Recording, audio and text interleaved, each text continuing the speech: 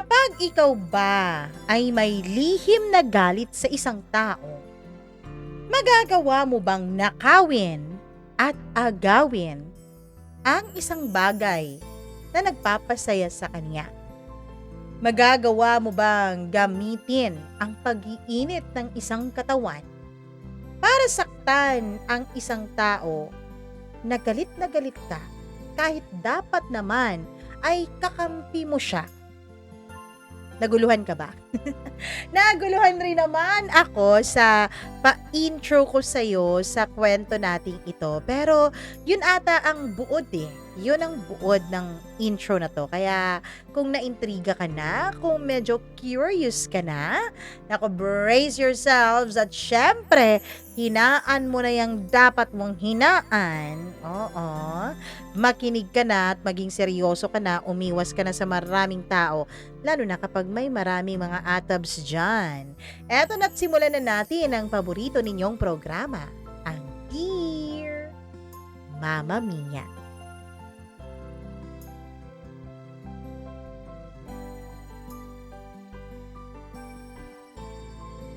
Lahat ng bagay sa mundo, kung tutuusin, ay gusto nating mapasa atin. Pero paano kung walang ni isang bagay na gusto mo ang dumating at napasayo?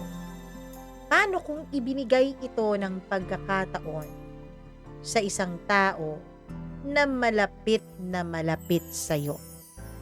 Eto ba'y aagawin mo o hahayaan mo na lang na mapasa kanya ang isang bagay na gustong-gusto mo?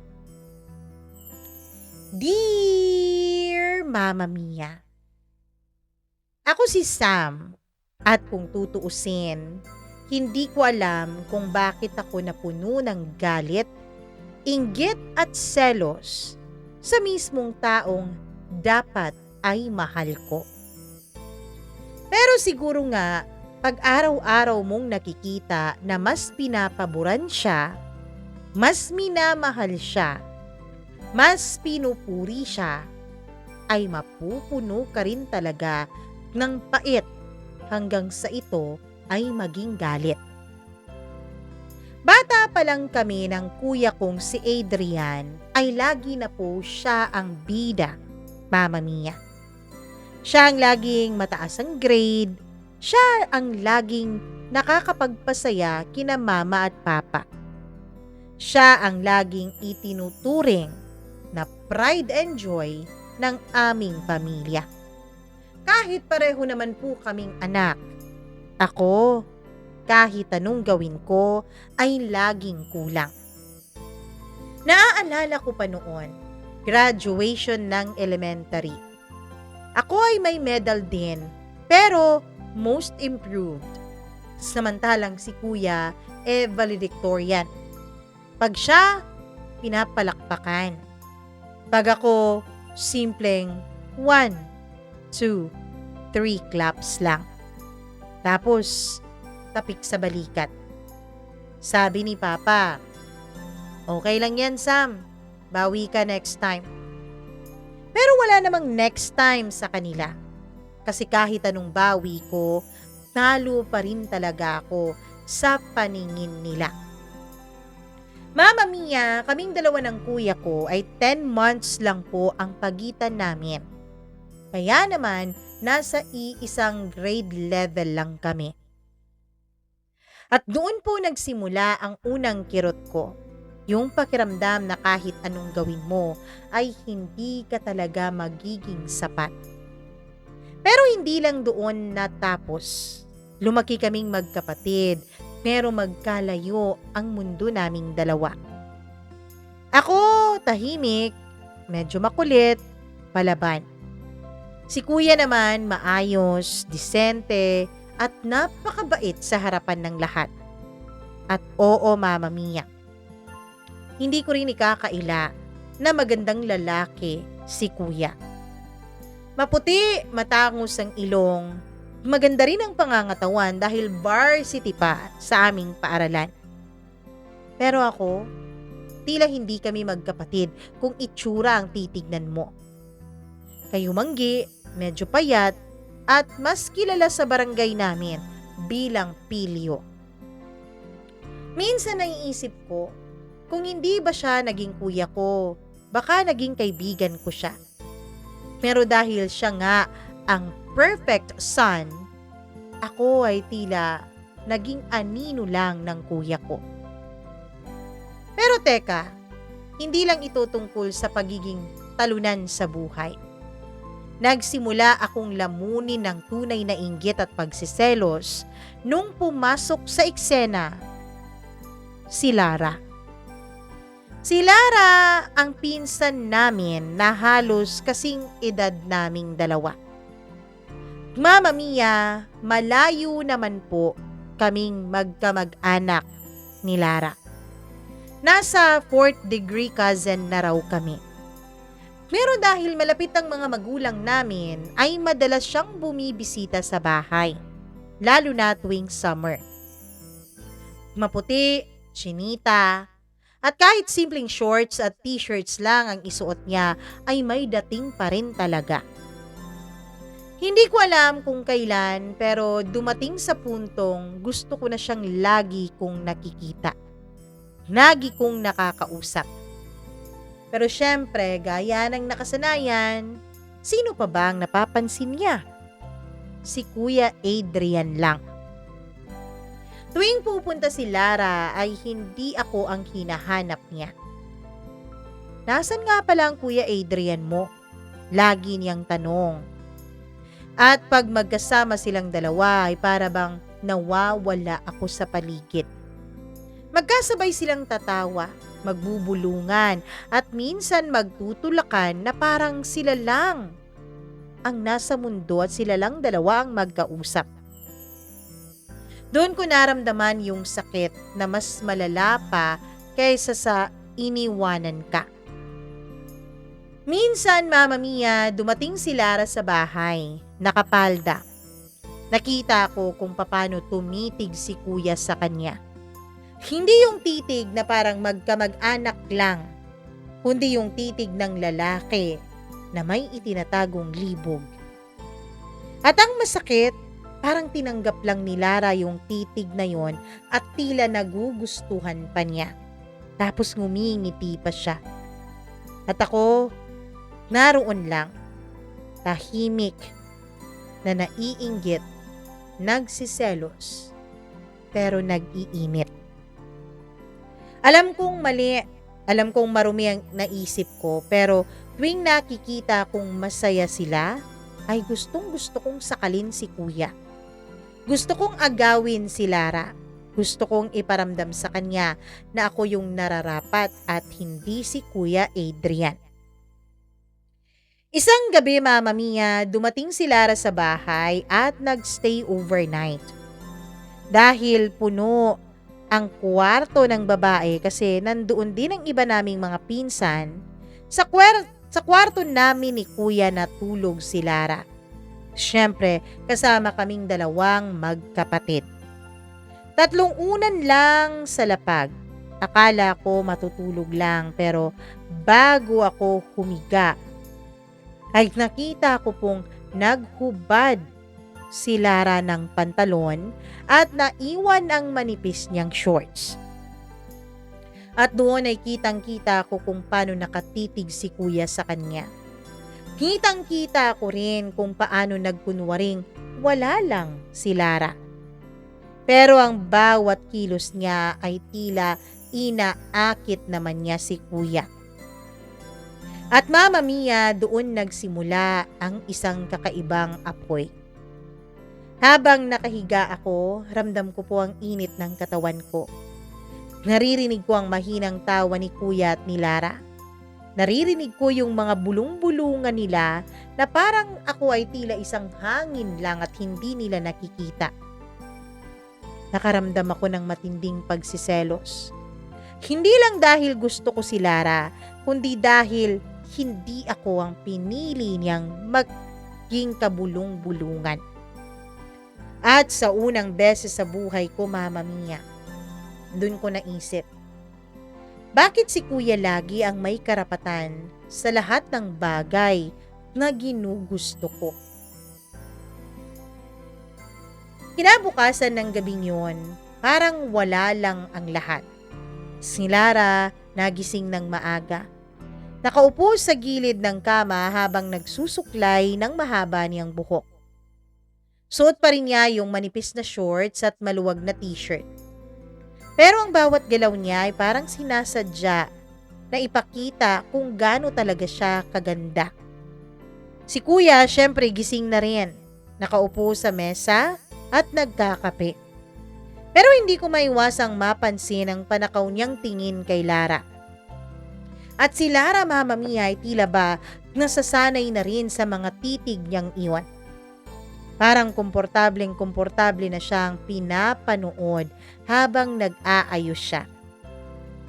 Ako naman ay pinipilit kong wag tumitig. Pero ang totoo, Mama Mia, bawat segundo ay ninanakawan ko rin ng tingin si Lara. Pakiramdam ko ay tinatraidor po ako ng sarili ko. Gusto ko siyang pagmasdan pero bawat oras na nakikita kong si Kuya ang mas pinapansin niya, ay mas lalo kong nararamdaman ang pagkapaso ko sa sarili kong pride. Habang kumakain na kami ng almusal ay ang saya-salaya nilang lahat na nag-uusap. Nagkukulitan silang lahat at nagtatawanan. Ako halos hindi makasabay maging sa ibang mga pinsan namin. Sinubukan kong magbiro pero walang epekto. Ang mga mata ni Lara ay laging nakatutok kay Kuya, pati na rin yung mga mata ng iba naming mga pinsan na tila ba si Kuya ang idolo nilang lahat. At dun ko naramdaman ang kakaibang pagnanasa. Hindi lang simpleng crush ang nararamdaman ko kay Lara. Hindi lang simpleng paghanga, kundi isang matinding pagnanais na maagaw ko siya ng tuluyan mula kay Kuya. Pagkalipas ng ilang araw, mas madalas nang nasa bahay si Lara. Ang sabi kasi niya ay masaya raw sa bahay namin kasi siya ay nag-iisang anak lang at wala namang kapatid.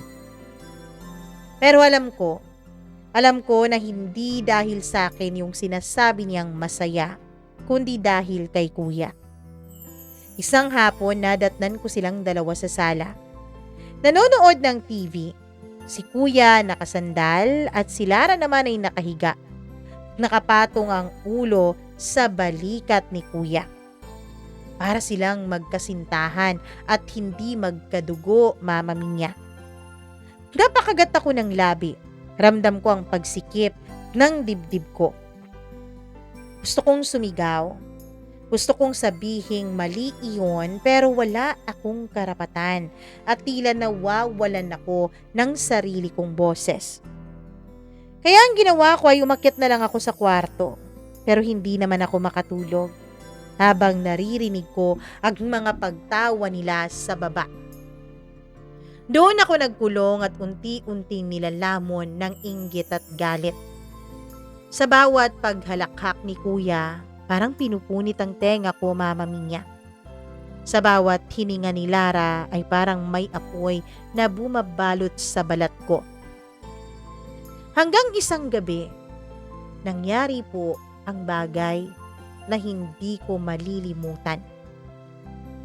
Dahil mainit ay pinili naming tatlo na matulog ulit sa iisang kwarto. Iisa lang kasi ang electric fan namin.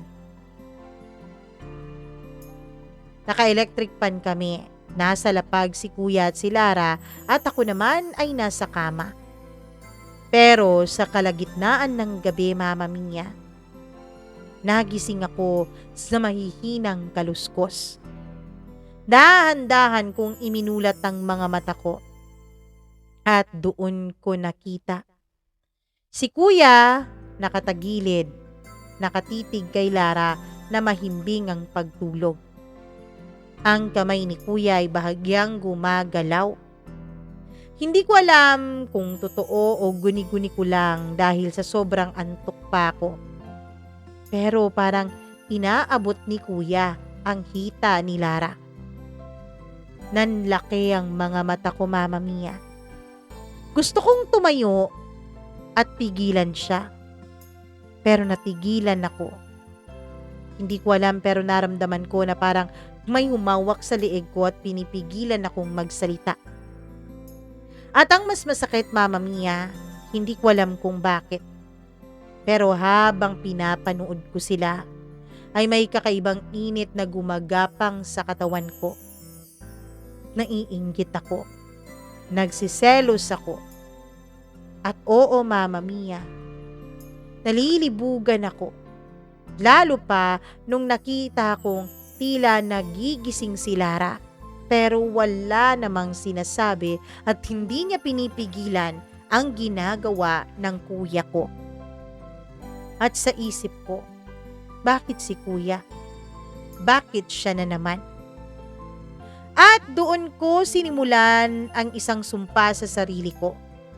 Kahit anong mangyari, gagawa ako ng paraan para mapas sa akin si Lara. Kahit gaano pa ito kabastos at gaano pa ito kalaking kasalanan. Kinabukasan, Mama Mia, ay tila walang nangyari sa pagitan nilang dalawa. Nagising ako na parang ako lang ang nakakita sa lahat. Si kuya naman, habang kumakain ng tinapay, ay nakangiti pa. Si Lara naman ay nakapambahay na shorts. Nakaupo sa may mesa at sumusubo ng hotdog gamit ang isang tinidor. At doon ko ulit napansin ang mga mata ni kuya. Hindi siya tumitingin sa pagkain, kundi nakatingin siya sa bibig ni Lara habang ngumunguya at sumusubo ng hotdog. Napatitig ako. Hindi ko maiwasang makita kung gaano kaganda si Lara. Maputi ang balat niya. Napakakinis ng mga hita niya at bawat kagat niya sa hotdog ay para bang nanunukso. Hindi ko alam kung sinasadya niya o talagang marumi lang ang isip ko. Pero ang dating sa akin noon, Mama Mia, ay tila ba inaakit niya rin si kuya. Lalo pa't nakikita kong sinusulyapan niya ito. Pero makairaan ng ilang sandali ay ako naman ang sinusulyapan niya. Hindi ko alam kung tinitignan ba niya kung napapansin ko ang mga titigan nila ni kuya o inaakit niya rin ako.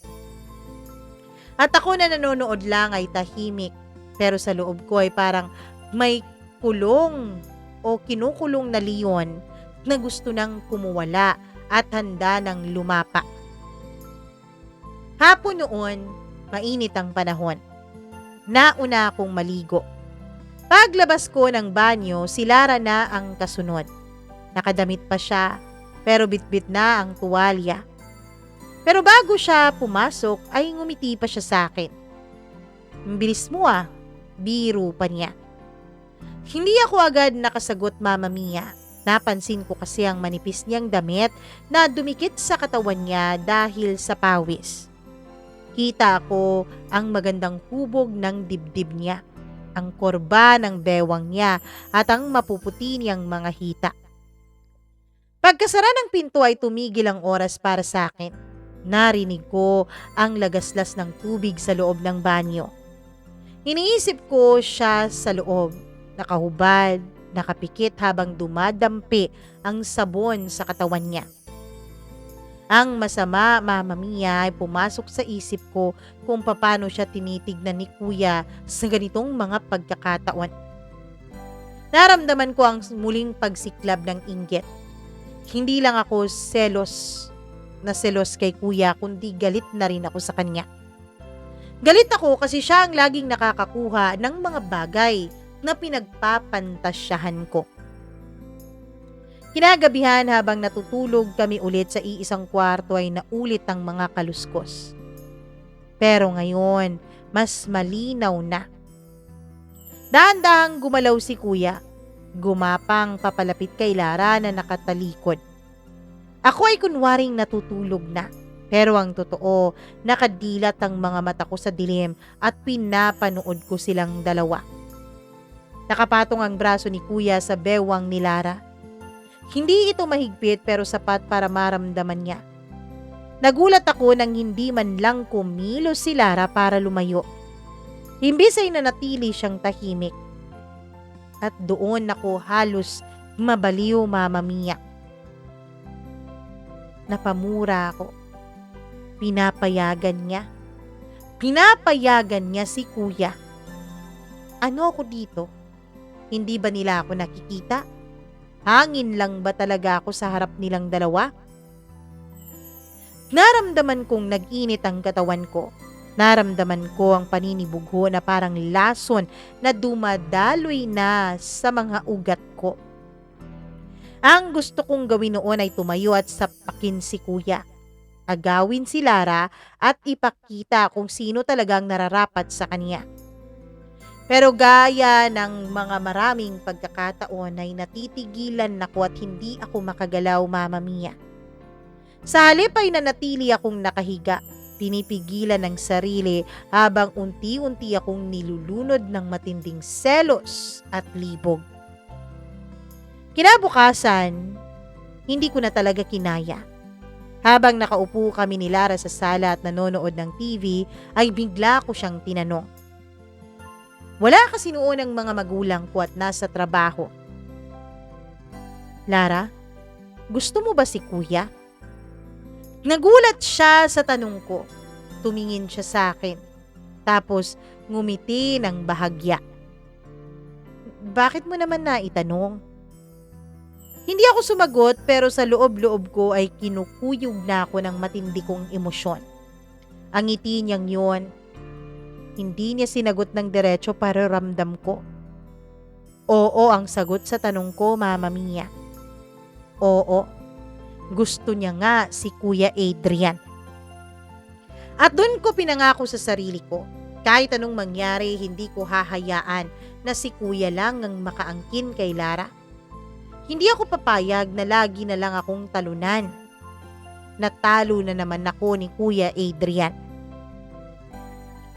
Mama Mia, hindi ko na matanggal sa isip ko ang ngiti ni Lara noong tinanong ko nga siya kung gusto niya ba si Kuya. Hindi niya diretsong sinabi pero sa mga mata niya, sa ngiti niya, ramdam kong oo. May gusto nga siya sa kapatid ko. At yun ang lalong nagpapasiklab ng galit at inggit sa dibdib ko na nararamdaman ko para kay Kuya. Pero imbes na umatras ako dahil alam kong gusto nilang isa't isa pareho ay dun ako nagsimulang mag-isip. Kung si Kuya ang laging bida, bakit hindi ko subukang agawin ang entablado mula sa kanya? Kung si Lara ang nilalaro ng mga titig ni Kuya, bakit hindi ko siya unahan? Ilang araw pa lang ang lumipas pero napansin kong mas madalas nang tumatambay si Lara sa bahay. Lagi niyang kunwari sa mga magulang ko nabuboard siya sa bahay nila. At dahil ang tingin ng mga magulang namin close na close kaming tatlong magpinsan, hinahayaan lang nila kami. Kapag wala si Kuya at pumupunta si Lara sa bahay ay nagiging malapit siya sa akin. Nagkukwento siya, nagtatawanan kami. Minsan natutukso siyang tapikin ako sa braso o hawakan ng kamay ko kapag may mga punchline na nakakatawa talaga para sa kanya. Minsan naiisip kong baka ako lang talaga ang nag-a-assume. Pero bawat hawak niya, bawat tawa niya, ay para bang mas lalo akong nahuhulog, Mama Mia. Para bang mas lalo siyang nadidikit sa isipan ko. Hanggang isang hapon, kaming dalawa lang sa sala. Nanonood kami ng pelikula sa TV. Mainit ang hapon kaya naka-shorts lang siya at nakasando. Nakaupo siya sa sofa, nakapatong ang isang paa at kitang-kita ko ang maputi niyang hita. Hindi ko alam na napansin niya ang pagtitig ko sa mga hita niya. Huy Sam, baka matunaw ako dyan ha. Biro niya. Napahiya ako at natakot ako na baka magalit siya sa ginawa kong pagtitig pero ngumiti lang siya. Hindi niya iniwasan ang tingin ko. At doon ko naramdaman, Mama Mia. Baka hindi talaga ako masyadong mahirapan sa kanya. Baka meron din pala akong pagkakataon kay Lara. Kinagabihan, magkasama kaming tatlo sa kwarto ulit. Si Kuya agad na nakatulog dahil pagod na pagod siya sa basketball practice nila. Si Lara naman ay nakahiga at nakatingin lang sa cellphone niya. Ako naman ay kunwaring nagbabasa ng comics. Tahimik ang paligid. Maliban sa mahinang ugong ng electric fan na luma na rin. Napansin kong nag-unat si Lara. Umikot ng posisyon at bahagyang sumilip ang gilid ng dibdib niya mula sa maluwag na sando na suot niya. Parang tinusok ang dibdib ko. Hindi ko alam kung sinasadya niya o hindi, pero nagtagal ang eksenang yun. Tumingin siya sa akin. Dahilan para mahuli niya akong nakatitig sa kanya. Ngumiti siya, Mama Mia, tila ba ang ngiting yun ay nagsasabing alam niya kung ano ang iniisip ko habang nakatitig sa kanya. Kinabahan ako. Pero imbis na umiwas ay tumitig din siya sa akin. Kaya naman tumitig din ako sa kanya, Mama Mia. Ilang segundo lang pero pakiramdam ko ay tila may isang larong nagsisimula sa pagitan naming dalawa ni Lara. Kinabukasan, naglalaro kami sa sala. Si Kuya ay umalis para bumili ng merienda. Naiwan kaming dalawa ni Lara dahil walang pasok sa araw na yon. Ang mga magulang namin ni Kuya, syempre tulad ng dati ay nasa trabaho. Habang nagbibiruan kaming dalawa ni Lara ay bigla niyang tinukso ang buhok ko. Hinawakan niya ito at inilapit ang mukha niya sa akin. Amoy na amoy ko ang pabango niya, ang lotion niya at ang shampoo niya. Ang kulit mo, Sam, sabi niya. Napalunok ako, muntik na akong mapatitig sa mga labi niya, tapos tumawa siya at binitawan ang buhok ko sabay balik sa sofa, na para bang walang nangyari. Pero ako noon, Mama Mia, ay hindi na talaga mapakalipa. Pagbalik ni Kuya ay bumalik na naman sa kanya ang atensyon ni Lara, na tila wala na naman ako sa eksena. Ang lambing ng boses niya kapag si Kuya ang kausap niya. Ang pagtawa niya kahit simple lang naman ang biro ni Kuya at hindi naman talaga yun nakakatawa. At ako, tulad ng dati kapag magkasama silang dalawa, ay tila ako nagiging isang multo. Doon muling umigting ang selos na nararamdaman ko. Pero ngayong nararamdaman ko na rin ang mga maliliit na laro ni Lara sa akin, ay hindi na lang basta selos ang nadarama ko, kundi may halo na ring pag-asa na baka maisakatuparan ko nga ang paghihiganti at tuksong nararamdaman ko. At dun ko naisip, Mama Mia, kung laro ang gusto niya, edi sige, sasabayan ko siya kahit sa harap pa mismo ni Kuya. Hindi ko alam kung ako lang ba ang nag-e-imagine o talagang sinasadya ni Lara ang mga maliliit na galaw niya. Pero simula nung nahuli niya akong nakatitig sa dibdib niya nung isang gabi ay parang nag-iba na rin ang mga kilos niya, lalo na kapag dalawa lang kaming magkasama. Mas madalas siyang lumalapit sa akin. Mas madalas ang mga biro niya na may halong pahaplos-haplos sa braso ko. Minsan naman sa balikat, lalo na kapag nakasando lang din ako.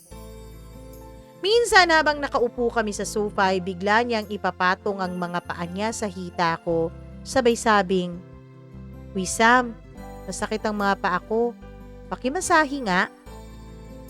Hindi ko alam kung nagbibiro lang siya, pero ang ginawa ko ay hinawakan ko ang paa niya. Malamig, makinis, habang minamasahe ko. Tumingin siya sa akin na para bang inaantay kung hanggang saan ang kaya kong gawin at kung hanggang saan ang pupuntahan ng mga kamay ko. Natahimik ako, Mama Mia. Ramdam kong tumitibok ng mabilis ang puso ko. Tapos bigla siyang umingiti sa baybawi ng paa niya. Okay na, salamat ah. Sabi niya na para bang walang mali siya. Pero ang loob-loob ko, nagliliyab na sa sobrang init, Mama Mia. Isang gabi nagkayayaan kaming tatlo na maglaro ng baraha bago matulog. Sakto naman noon na wala ang mga magulang namin dahil pumunta sa burol ng kaibigan nilang namatay sa aksidente. Nakaupo kami sa sahig, bilog ang pwesto. Si Kuya nakaharap kay Lara at ako nasa gilid. Habang tumatawa kami sa laro ay napansin kong humilig si Lara pabalik, diretso sa braso ko. Pagod na ako, sabi niya. Sandali lang ha. Napatingin ako kay Kuya na tila walang malay at abala sa pagkolekta ng mga baraha. Ako naman ay naramdaman ko ang init ng katawan ni Lara na nakadikit sa akin. Hindi ko alam kung sinasadya niya, Mama Mia, pero pakiramdam ko ang bigat ng ulo niya sa balikat ko. Naramdaman ko rin ang init ng hininga niya na malapit na sa leeg ko. At doon ko muling naramdaman ang kakaibang paghahalo ng inggit, galit, paghihiganti at pagnanasa. Kinabukasan habang nasa kusina, si Kuya ay naiwan kaming dalawa ni Lara sa sala. Nakahiga si Lara sa sofa at ako naman ay nakaupo sa silya sa tabi. Hindi pa umuuwi ang mga magulang ko dahil ililibing na po yung kanilang kasamahan sa trabaho at kaibigan na namatay. Kaya diretso na lang sila. Biglang nagsalita si Lara. Sam, bakit parang lagi kang tahimik pag nandyan si Kuya mo? Hindi ko agad nasagot yung tanong na yon pero ramdam ko ang kuryente sa pagtatanong niya. Kasi lagi namang ikaw nakatingin sa kanya eh. Pag-amin ko. Tumingin siya ng diretsyo, may ngiti sa mga labi pero may kakaiba sa kanyang mga mata. Siloso ka pala? Tanong niya. Parang natigilan ako. Hindi ko alam kung paano sasagutin yon. Pero imbis na magsalita ay tumingin lang ako sa kanya ng matagal. At doon, ngumiti siya na parang may ibang ibig sabihin. Cute ka rin pala kapag nagsiselos. Hindi ko alam kung biro yun, Mama Mia, pero isang bagay lang ang naramdaman ko. Lalo po akong nadadarang sa mga sinabi niya. Gabi iyon, nakahiga kaming tatlo ulit. Ako, gaya ng dati, ay sa kama. Silang dalawa naman ay sa lapag. Dumilat ako ng dahan-dahan. Nakatulog na si Kuya. Dahil siguro sa pagod na pagod siya sa sunod-sunod nilang practice sa varsity. Si Lara naman ay nakatagilid at nakatingin sa akin. Oo, nakatingin siya ng diretso sa akin. Hindi siya kumurap at hindi siya umiiwas. Para bang naghahamon yung mga titig at tingin niya. At sa ilang segundong iyon ay nakalimutan ko ang lahat. Nakalimutan ko ang galit ko kay Kuya, ang inggit na nararamdaman ko at ang selos. Lahat ay nahalo sa iisang bagay. At tanging tukso lang ang naiwan kong nararamdaman. Hanggang sa kusa siyang pumikit, nagkukunwaring tulog. At ako naman, Mama Mia, ay naiwan na naman na nag-iinit at nag-iisip kung hanggang saan ba talaga aabot at hahantong ang larong ito. Hindi ko alam kung laro lang ba talaga ito ni Lara o talagang sinasadya niya rin akong akitin. Pero gabi-gabi habang nakahiga kami sa iisang kwarto, ramdam ko po, Mama Mia, na palalim ng palalim ang apoy na sinisindihan niya sa loob ko. At gaya ng dati, si Kuya yung laging bida. Pero ngayon, unti-unti kong nararamdaman na may mga sandali na sa akin na rin nakatutok ang pansin at atensyon ni Lara. Isang gabi ay nakahiga kami. Si Kuya tulog na tulog at humihilik pa. Si Lara nakatalikod kay Kuya at nakaharap sa akin. Dumilat ako at dun ko napansin na nakatitig at nakatingin ulit siya sa akin. Matagal ang tinginan namin. Walang salita pero may parang sinasabi ang mga mata niya. Dahan-dahang gumalaw ang mga kamay niya. Para bang nag-unat, pero ang dulo ng daliri niya ay talagang sinadya niyang sumayad sa mga kamay ko. Parang nakuryente ang buo kong katawan, Mama Mia. Hindi ko alam kung papaano gagalaw, pero nanatili akong nakatitig sa kanya. Marahan niyang pinisil ang mga daliri ko. Sandali lang yon tapos bigla siyang bumitaw at nagkunwaring natutulog. Ako naman ay tila nababaliw na sa pinaparamdam at pinapakita sa akin ni Lara. Kinabukasan habang nag-aalmusal kami, parang wala lang ulit ang lahat. Pero nang tumayo si Kuya para kumuha ng tubig ay bigla akong siniko ni Lara sa tagiliran. "Ang tahimik mo kagabi bulong niya. Nanlaki ang mga mata ko. Hindi ko alam kung anong isasagot ko. Bago pa man ako makapagsalita ay bumalik na si Kuya kaya ngumiti lang siya na parang walang nangyari. Pero sa akin, sapat na yun para hindi siya matanggal sa isip ko sa buong araw habang nasa paaralan nako. Mama Mia, hapon iyon ng Sabado. Naglaba si Mama sa likod ng bahay. Si Kuya umalis para mag-practice ng basketball. At dahil wala ang mga magulang ni Lara, ewan ko kung nasaan, pero may pinuntahan yata ang mga ito, kaya naman si Lara ay ilang linggong mananatili raw sa amin. Naiwan kaming dalawa ni Lara sa loob ng bahay dahil wala rin ang papa ko at pumunta sa mga kaibigan niya at nakipag-inuman. Pumasok ako sa kwarto para kunin ang tuwalya pero bigla ring pumasok si Lara. "Uy, ikaw pa lang nandito?" Sabi niya nang nakangiti kahit na alam kong alam naman niya na kaming dalawa lang ang nasa loob ng bahay. Bago pa ako makalabas ay lumapit siya sa akin at marahang dinampi ang kamay niya sa likod ko. Mula balikat, pababa sa tagiliran. Sandali lang pero sapat para mapatayo niya ang mga balahibo ko. Lumapit siya sa tenga ko at bumulong. "Bakit parang takot ka laging gumalaw kapag tayong dalawa lang?" Hindi ko alam ang isasagot.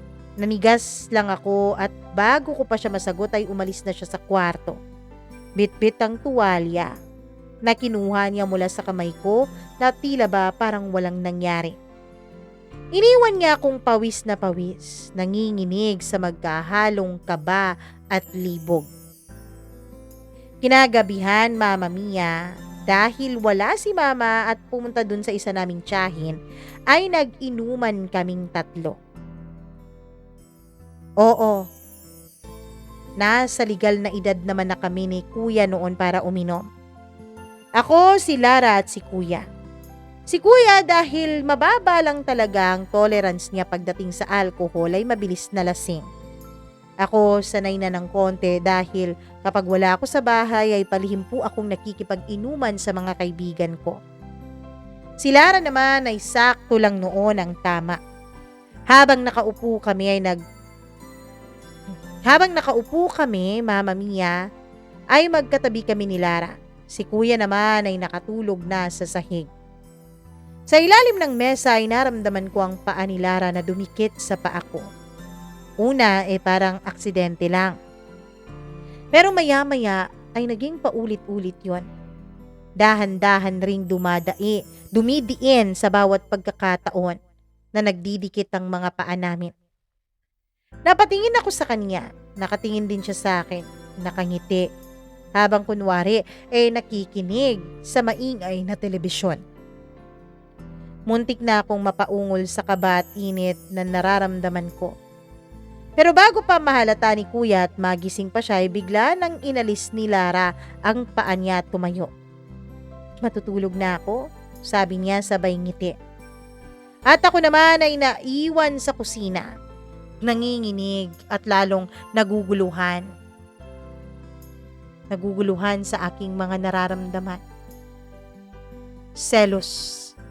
kay kuya, pananabik kay Lara, at syempre pananabik ko rin dahil tila matutupad ang isang plano sa isip ko na mauunahan ko si kuya kay Lara. Hindi ko na alam kung hanggang kailan ko kakayanin ang mga laro naming dalawa ni Lara. Para akong isang aso na binibigyan ng tinapay pero hindi pinapakain ng buo. Lagi niya akong inaakit. Lagi niya akong binibitin. At sa bawat oras na ginagawa niya yon ay tila mas lalo akong nagkakaroon ng galit kay kuya. Kasi alam ko, Mama Mia, na kung sakali mang may unang papatulan si Lara sa aming dalawa, si kuya talagang lagi niyang uunahin. Pero isang gabi, muntik nang mabago ang lahat. Nagpaalam si kuya na makikitulog daw sa teammate niya. Niyaya niya si Lara pero ang sabi nito ay dito na lang daw siya matutulog dahil masakit ang ulo niya.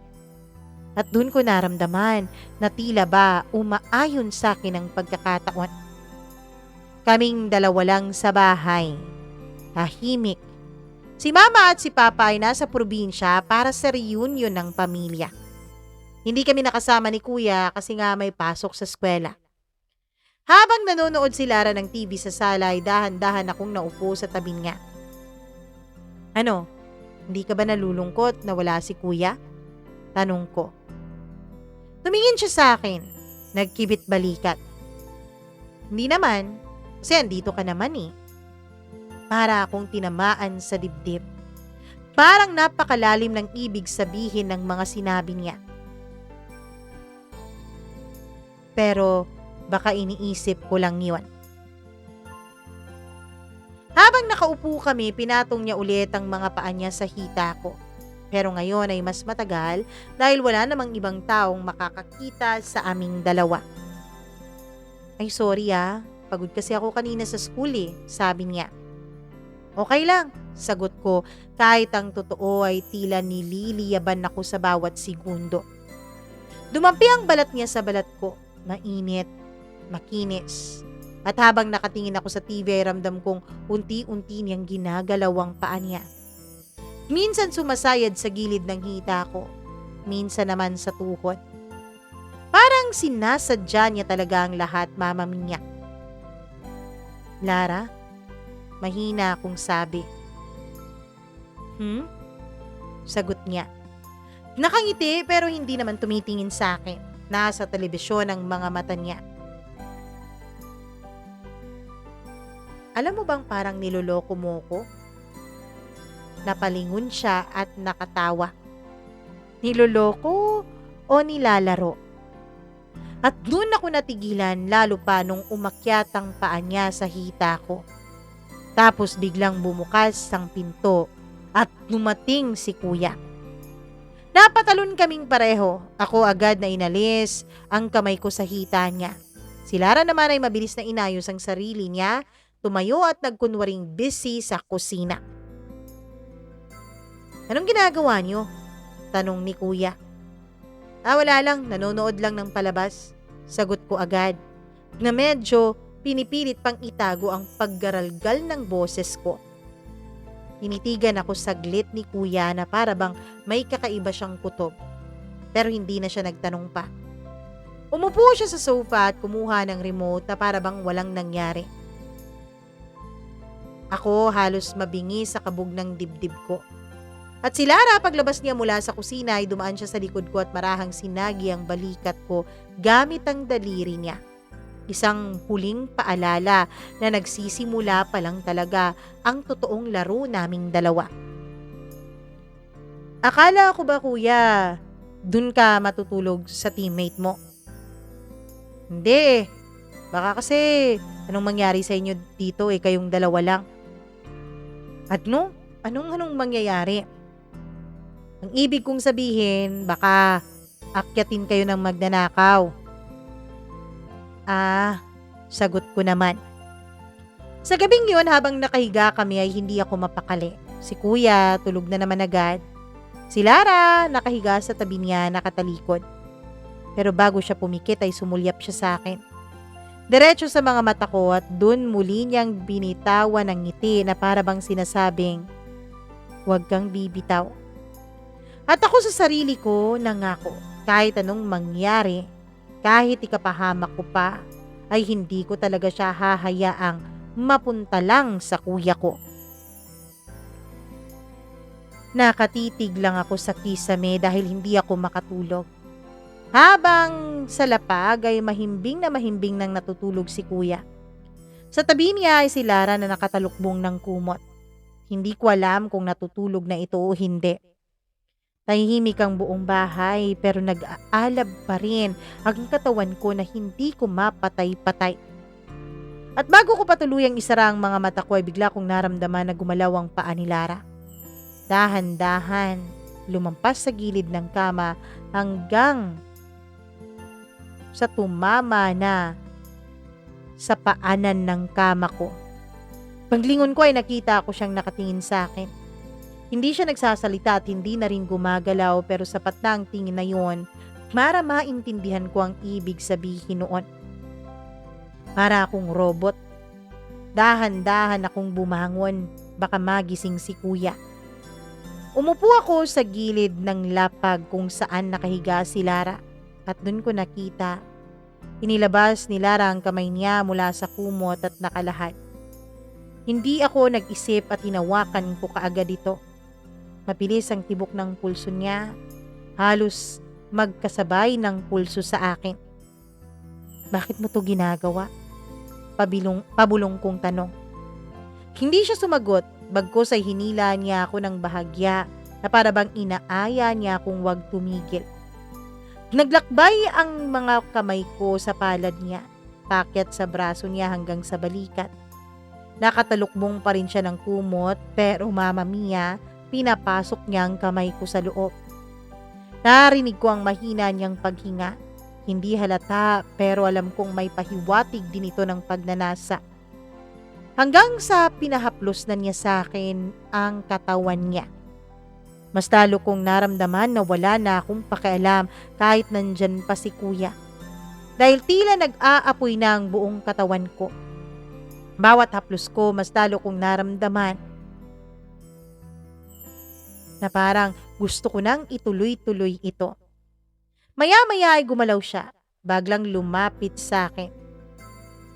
Tapos tinanggal niya ang pagkakabotones ng pantulog na suot niya. At mula sa ilalim ng kumot at sa ilalim din ng damit niya, ay hinila pa niya ang kamay ko para mas mapunta sa pinakapribadong bahagi ng kaniyang katawan. Biglang umupo si kuya kaya napabitaw kaming pareho para akong binuhusan ng malamig na tubig. Mabilis kong inalis ang kamay ko at bumalik ako sa kama ko at nagkukunwaring tulog. Pero bago ako pumikit ay nakita ko siyang nakasilip mula sa kumot. Nakatingin pa rin sa akin at ang mga mata niya ay tila malinaw na nanghahamon sa akin. Mama Mia, kinabukasan tulad ng laging nangyayari, parang wala lang ang lahat kay Lara. Parang walang nangyari sa aming dalawa. Pero Mama Mia, alam ko na nagsimula na kaming mas naging mapanganib. Nagsimula na kaming naaadik sa kakaibang sensasyon na binibigay ng mga katawan namin sa isa't isa. Kinabukasan, pareho na namang tulog si kuya. Parang wala siyang pakialam sa paligid niya. Wala siyang kutob at wala siyang alam, siguro dahil pagod na pagod siya kasi nalalapit na rin ang mga laro nila. Importante para mapanatili niya ang scholarship niya. Ako naman gising na gising at nangigalaw ni Lara ang paa niya ay muli itong dumikit sa hita ko. Alam kong nagsisimula na naman ang laro naming dalawa. Nakatingin ako sa kanya pero nakapikit siya. Kunwari ay natutulog. Dahan-dahan kong hinawakan ang hita niya at pinisilito. Hindi naman niya inalis. Mas naging matindi pa ang galaw niya. Paakyat ng paakyat na halos naramdaman ko na ang balat niya sa pinakatago-tagong parte ng katawan ko. Mama Mia, kinabukasan ay nagkita kaming dalawa sa kusina. Naka-t-shirt lang si Lara at walang suot na panloob. Tumalikod siya habang nagkakape at ako naman ay hindi maiwasang tumitig sa kanya. Kagabi, muntik na. Bulong ko na halos idikit ko na ang labi ko sa tengan niya. Napangiti siya. Pero di ba mas masarap yung mga muntik-muntik? Hindi ko alam pero kinukuryente ako ng katawan ko. Hindi ko na napigilan at hinawakan ko ang bewang niya mula sa likod. Saglit lang pero sapat na para mapatibok ng mabilis ang mga dibdib naming dalawa. At bago pa kami tuluyang lamunin ng sandali ay lumabas mula sa kwarto si Kuya. Mabilis kong inalis ang kamay ko at nagkunwaring naghahanap ng plato. At si Lara ay umupo lang, uminom ng kape, nakangiti sa akin habang hindi alam ni Kuya ang lahat ng nangyayari sa amin sa likuran niya. Mama Mia, nung umalis si Kuya nung araw na yon, ay hindi na talaga namin napigilan pang mga sandali. Nung nakita naming lumabas na nga sa gate si Kuya ay agad kaming nagharap ni Lara. Pagkatapos noon ay hinawakan niya bigla ang batok ko at hinila ako palapit sa kanya at siniil ako ng matinding halik. At sa mismong sandaling yun ay tila nawalan na ako ng pakialam sa mundo. Hinalikan ko rin ng mariin at marahas si Lara.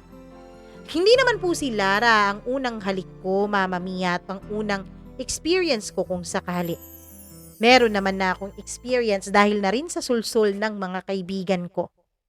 Pero kakaiba po ang dating kay Lara. Kasi bukod sa magkamag-anak kaming dalawa, alam ko rin na gustong-gusto siyang makuha ni Kuya. Hindi ko alam kung may nangyari na sa kanila sa mga panahong iwan. Pero ang alam ko lang, gusto kong maipamukha kay Kuya na hindi lang siyang marunong makipaglaro kay Lara. Mula sa halik ay hindi na kami tumigil. Nagpatuloy yun hanggang sa mga kamay namin ay nagsimula ng gumala sa katawan ng isa't isa. Hindi ko na maalala kung paano kami nakarating sa kwarto. Basta ang alam ko lang, Mama Mia, ay pareho kaming bumigay. Walang ilaw, walang musika. Ang tanging tunog lang ay ang mga mahihinang ungol niya at ang mabilis na tibok ng puso naming dalawa. At nangyari na nga ang hindi dapat mangyari. Doon sa mismong kwarto namin ni Kuya, doon ako unang nakaganti sa kanya. Pagkatapos naming dalawa ni Lara ay nakahiga lang siya, hingal na hingal at tumingin sa akin at nagsabing, "Bawal to, 'di ba?" Ngumiti lang ako. "Oo, pero uulitin naman natin." Ngumiti siya, isang ngiti na nagsasabing alam niyang hindi na kami makakabalik sa dati pa. Hanggang sa tinanong ko si Lara. Sinabi ko sa kanya na may napapansin ako sa kanilang dalawa ni Kuya. "May nangyayari rin ba sa inyo ng kapatid ko?" Tanong ko. Aaminin ko, gusto ko rin si Kuya Adrian. Pero wala pang nangyayari sa amin eh. Hipuan pa lang. "Pa, ibig sabihin ba balak mong may mangyari sa inyo?" Tumawa siya. Hindi na ngayon dahil andyan ka na. Satisfied naman ako sa'yo eh. At hanggang satisfied ako sa'yo, hindi na ako papatol kay Kuya Adrian mo. At mula noon ay hindi na kami tumigil. Tuwing tulog si Kuya, nagkakatinginan kaming dalawa. Tuwing lumalabas siya at wala rin sina Mama at Papa ay sinusulit naming dalawa ni Lara ang bawat segundo. Parang naging adeksyon si Lara sa akin. Ang init ng balat niya, ang amoy ng katawan niya, ang paraan ng pagtitig niya, lahat ng yun, Mama Mia, ay hinahanap-hanap ko na. Pero kasabay ng sarap, Mama Mia, ay tila mas lalo pa akong ginaganahan dahil pakiramdam ko ay nakaganti ako kay Kuya. Kaya lang isang araw ay nakita ko si Lara at si Kuya na naghahalikan sa kusina. Gulat na gulat ako pero hindi ako nagpakita sa kanilang dalawa. Noong kinumpronta ko si Lara, ay dun niya inamin sa akin. Niligawan daw siya ni kuya at sinagot daw niya ito dahil gusto niya rin daw talaga ang kuya ko. Ano? Paano ako? Gusto rin naman kita, Sam. Pero hanggang laro lang. Etong puso ko, si Kuya Adrian mo talaga ang gusto eh. Pero di ba magkamag-anak tayo? Pinsan ka namin, Lara. Natawa si Lara sa sinabi ko. Ano ka ba? Bakit mo iniisip yan ngayon? Bakit tuwing may nangyayari sa atin, di mo naman pinapaalala sa akin na magkadugo tayo, di ba? At isa pa, malayo na tayong kamag-anak. 4th degree cousin na nga lang tayo eh. Nagkataon lang na malapit talaga ang mga magulang natin sa isa't isa. Kaya naging malapit din tayo, di ba? Sam, huwag mo nang isipin yung pagiging magkamag-anak natin. Boyfriend ko na, si Adrian. At kung gusto mong may mangyayari pa rin sa ating dalawa, panatilihin nating sikreto kung anong meron tayo. At wag na wag itong malalaman ng kuya mo. Mama Mia, isang gabi, nakauwi si kuya ng mas maaga kaysa sa inaasahan. Nagulat kaming dalawa ni Lara kasi halos mahuli na niya kami sa kusina. Nakayakap pa ako kay Lara nang marinig naming bumukas ang pinto. Mabilis siyang lumayo. Kunwari nagbubukas ng rep at ako naman ay nagkunwari ring kakalabas pa lang mula sa banyo. Pero nakita ko ang mga mata ni kuya. Parang may kutob na siya. Hindi niya sinabi ng diretso pero ramdam kong nagsimula na rin siyang magduda. Sa halip na matakot ay tila mas lalo akong ginaganahan. Kasi mas mapanganib, mas masarap. At tila gusto ko ring mahuli niya kami para naman Mama Mia, masaktan siya at makaganti malang ako sa kanya kahit konti. At hindi nagtagal ay sumabog nga din talaga ang lahat. Nahuli kami ni kuya. Hindi ko na ikukwento kung paano pero malinaw na malinaw pa sa isip ko ang itsura niya. Galit na galit at sobrang nasaktan sa pagtataksil naming dalawa. Hindi siya sumigaw at hindi rin siya umiyak. Ang ginawa lang niya ay tumingin sa akin tapos kay Lara at saka umalis. Hindi ko naramdaman ang bigat ng lahat ng ginawa ko. Pero naramdaman ko, Mama Mia, na nasaktan ang kuya ko. Pero imbis na magsisi ay tila nasihan ako. Galit ako sa kanya, Mama Mia. Pero, nung nag-usap kami ni Lara ay mas lalo akong nagalit kay kuya. Kasi paulit-ulit na pinapamukha sa akin ni Lara na si kuya ang mahal niya. Kahit ako ang pinipili niyang makasama tuwing nagiinit siya sa gabi, ay si kuya pa rin ang gusto niyang hawak ang kamay tuwing umaga. Dumating sa punto na hindi na talaga ako makatiis. Lara, pumili ka na nga, sabi ko sa kanya. Ako ba talaga o si kuya? Hindi pwedeng dalawa kami. Tahimik siya. Nakayuko hanggang sa bumulong. Sorry pero hindi kita kayang piliin ng harap-harapan, Sam. Si Adrian ang mahal ko. Narinig pala ni kuya ang pag-uusap namin na yon. Kita mo na, Sam? Kahit anong gawin mo, hindi ka talaga mananalo sa akin. Kahit anong gawin mo, ako pa rin ang mahal ni Lara. Tapos biglang bumukas ang pintuan, Mama Mia. Mahal? Anong mahal? Anong mahal? Anong nangyayari dito? Sigaw ng mama ko. Dahil sa sobrang inis ko, dahil hindi ako pinili ni Lara, ay binuking ko sila kay mama. Yan! Yang dalawang yan, mama, magkarelasyon. Diba hindi pwede dahil magkadugo sila? Nagulat ang mama ko. Dahil sobrang tradisyonal ang pamilya ng mama ko ay nagalit siya sa kapatid ko at kay Lara. Ano? Ano magkarelasyon? Magpinsan kayo! Mama, malayo naman na kaming magpinsan na. Sigaw ng kuya ko. Hindi pwede. Hindi pwede, Adrian. Magkadugo pa rin kayo. At halos nga magkaapelyido kayo eh. Mama Mia, galit na galit ang mama ko. Dumating ang papa ko at nagkagulo na sa buong bahay. Sa sobrang galit ng kuya ko ay muntik pa niyang masabi na may nangyayari din sa aming dalawa ni Lara.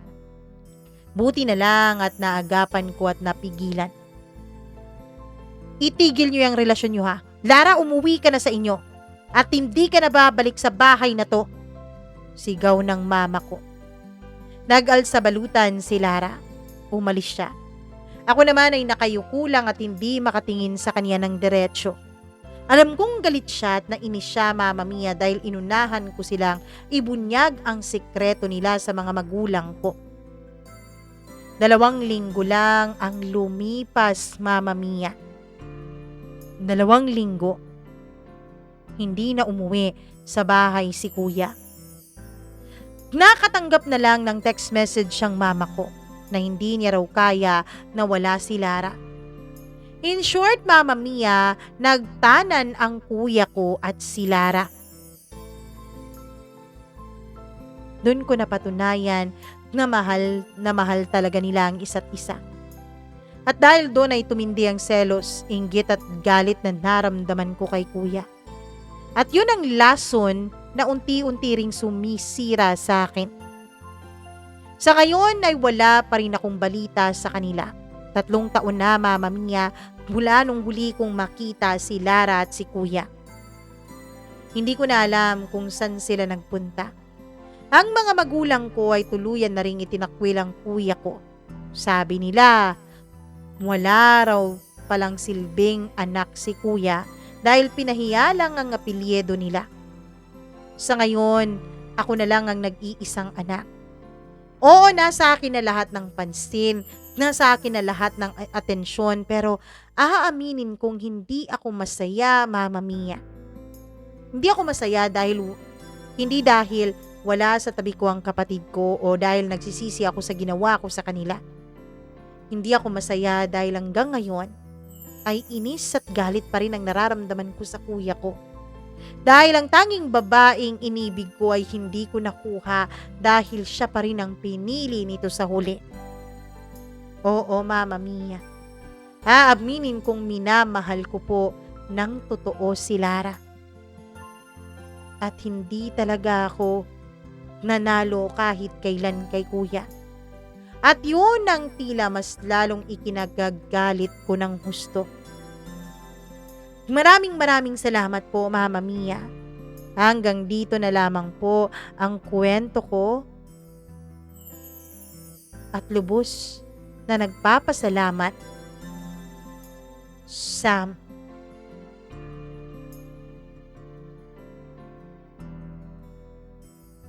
Grabing kwento ito. Nakakalito, nakakagulo, nakakainis. Ganun, ano? Grabing kwento. Magkaribal silang dalawa at sa pinsan pa talaga. Charot na. Anyway, sa Sam, nangyari na ang nangyari. So, wala na tayong magagawa. Ang gusto ko na lang talaga, Sam, pakawalan mo na yung galit na nararamdaman mo. Pakawalan mo na yung inis. Pakawalan mo na yung inggit. Kasi wala talagang magandang maidudulot yan sa'yo. Kapag namumuhay ka sa galit, either magkakaroon ka talaga ng matinding sakit kasi stress na stress ka at galit na galit ka, o kaya naman ay hindi ka talaga magiging masaya kahit anong blessings pa ang matanggap mo. Kaya sana pakawalan mo na yung galit mo sa kuya mo dahil hindi naman niya kasalanan kung ikaw ang minahal eh. Kung tutuusin nga, may kasalanan ka sa kuya mo dahil yung girlfriend niya, inaano mo.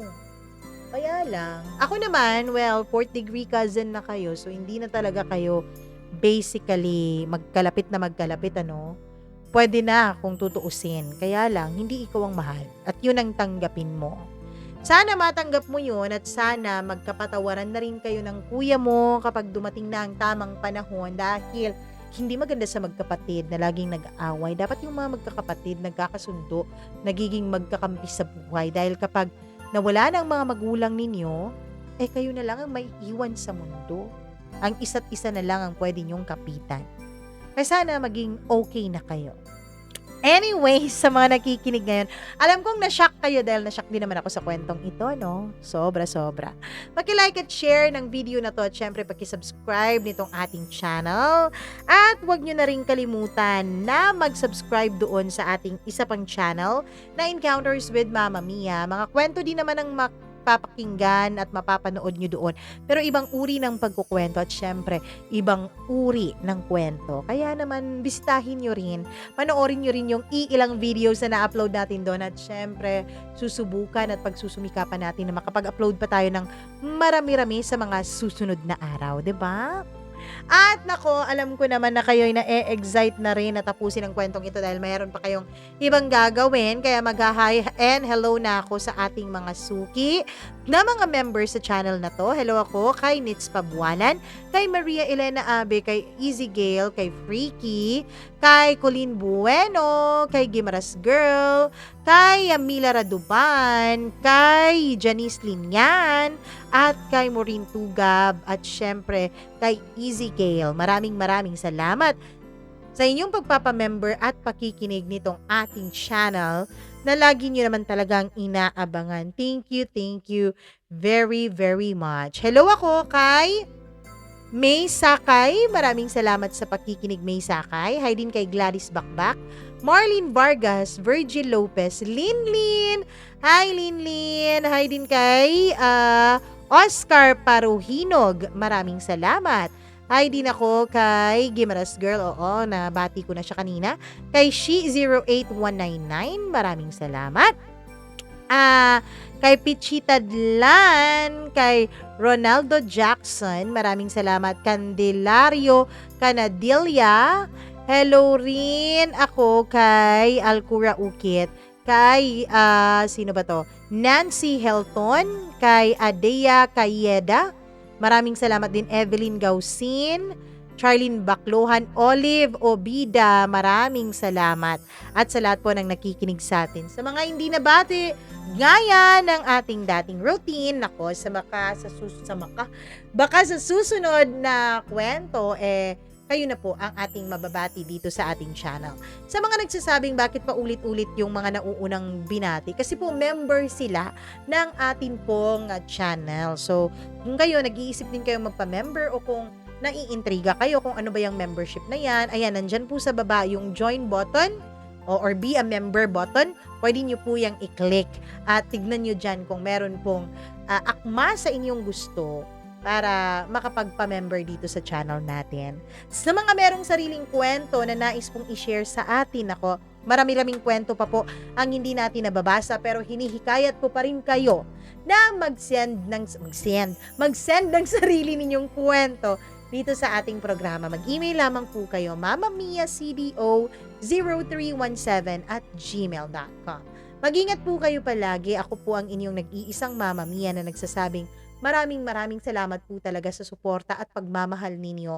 Lalong-lalo na yung mga nakapag-subscribe, yung mga hindi nagmimintis ng mga kwento, at yung hindi rin nagsiskip ng ads. I love you all so much. Mag-ingat po kayo palagi.